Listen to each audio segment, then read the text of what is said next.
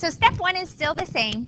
We're going to go ahead in example 2. We're going to solve for that constant term. We subtracted 3 from both sides. Step 2. We didn't do step 2 yesterday. This is where step 2 actually becomes significant.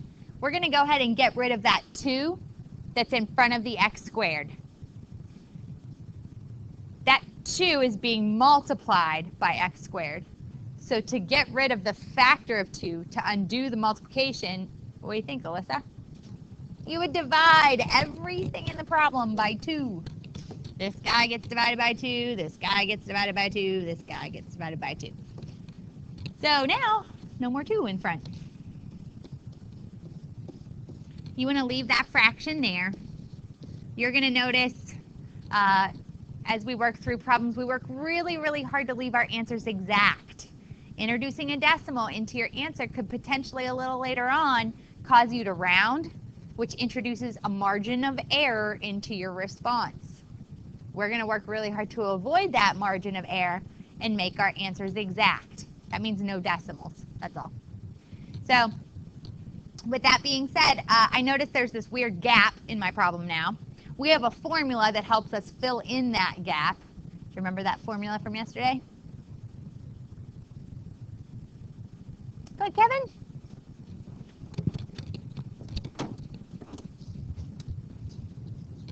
Yeah, you take b, divide it by 2, square it up. 4 divided by 2, that's 2. 2 squared is 4. Now, what you do to the left side of an equal sign, you must also do to the right. But in this case, before I go ahead and add it on to the right, I notice that I need a common denominator of 2. So I'm not just going to add on plain old 4. I'm going to add on 8 over 2. 8 over 2 is 4. That way I have a common denominator. It's a little easier. So I have x squared plus 4x plus 4. I now need to factor that because that is finally now a PST, a perfect square trinomial. I can now use the square root method to factor that. Square root of x squared is x. Square root of 4 is 2. This sign in here is a plus. And then I square that. The sum of negative 3 over 2 and 8 over 2 is 5 over 2. I now need to square root both sides. I'm basically using SADMEP right now, our solving by our square root method. So x plus 2 equals plus or minus the square root of 5 over the square root of 2. Uh-oh. We're going to have a radical in the bottom of the fraction. We did that a couple days ago, yes. We're going to have to rationalize this denominator in just a moment. First, I'm going to still work to get this x by itself by subtracting 2 from both sides.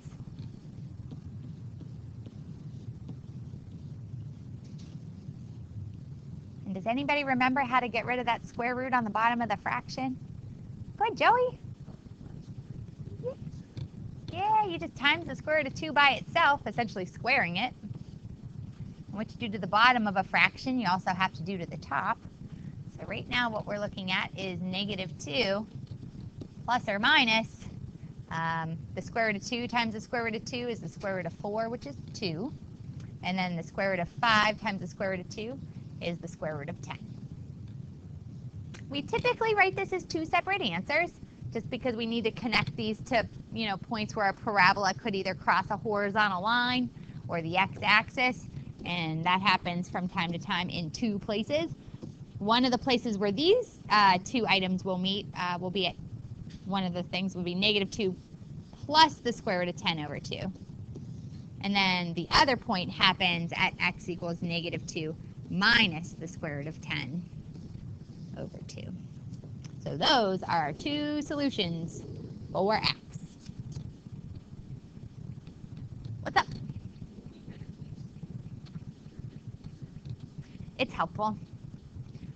Where it's going to be relevant and necessary is, like I said just a few moments ago, we're trying to connect these back to parabolas. Joey, what you're finding here, when you set this function equal to 0, is the place where we let y equal 0. The place where this parabola crosses the x-axis. Those are critical points.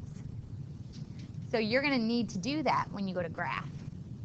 So there's going to be times where you're going to want to make sure that these answers match the intercepts on the parabola. So for right now, it's not necessary. It's just nice because it allows you to check your work. Does that answer your question? Okay. Let's do it one more time, just in case. And then I'll cut you loose on some practice problems there in the back. Taking a look at part B, I'm going to go ahead and subtract 1 from both sides to solve for the constant term. That's step 1 in our 5 steps from yesterday. So I subtract 1 from both sides. And then, notice that there's a number in front of my x squared. So I do need to get rid of that. Again, it's a factor of 2. If I want to get rid of multiplication by a factor of 2, I divide everything in the problem by 2. So I have x squared minus 2x equals negative 1/2.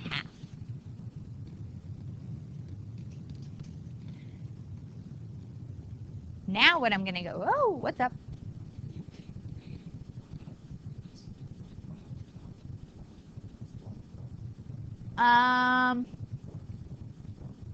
Off the top of my head, I don't know how it's going to cook down at the end.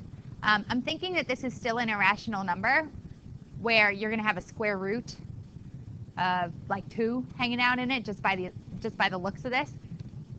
So I think, yes, you would have a rounding error if you did switch it out. You want to leave it as a fraction, Nick. Questions there? Okay, so now I want to go ahead and go into that step where I calculate that b over 2 value. So I'm going to go ahead and take my b value, cut it in half, square it up. Negative 1 squared is 1. Add 1 here. And I'm going to add 2 over 2 over here because 2 over 2 is just 1, and it's got a common denominator. I'll go ahead and factor x squared minus 2x plus 1. X squared minus 2x plus 1. If I think about the square root method we have for factoring, the square root of x squared is x. The square root of 1 is 1. And then the square root, I'm sorry, the sign in the original problem was a minus. So I'll bring down that minus, and that gets a squared. Simplifying the right side of the equal sign now, negative 1/2 plus 2 halves is just 1/2. Now I'm going to go ahead and square root both sides.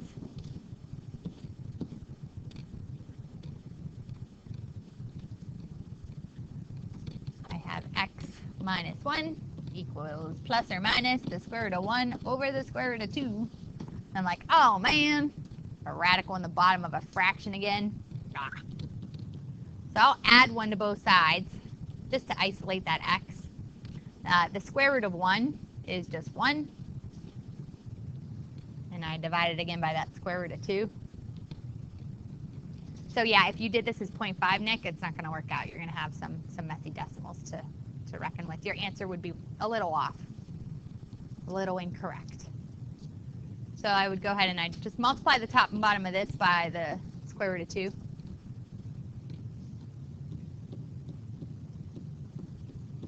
Multiplying straight across, 1 times the square root of 2, that's the square root of 2. The square root of 2 times the square root of 2 is the square root of 2 squared, which is 2. Typically, we write this as 2 separate answers because we're finding 2 separate points on the graph. You have 1 plus the square root of 2 over 2, 1 minus the square root of 2 over 2.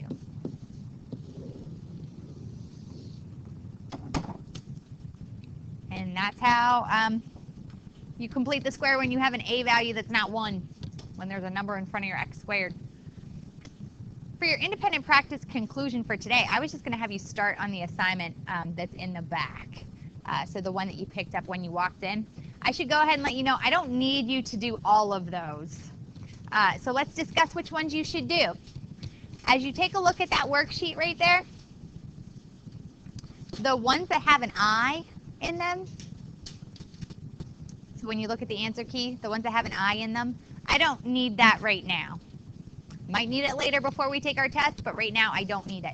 So if there's an I in the solution, you can cross that off. I think it happens first on like number 11 on the front. Yeah, so you could skip 11, skip 12 on what's supposed to be the back. It is the second page because the copy center. It's 13, 18, 19, 20, 21, 22, and 23.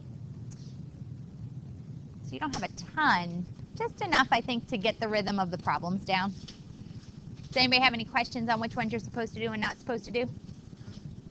Not yet. We'll do them maybe before you take a notebook quiz as part of our review day.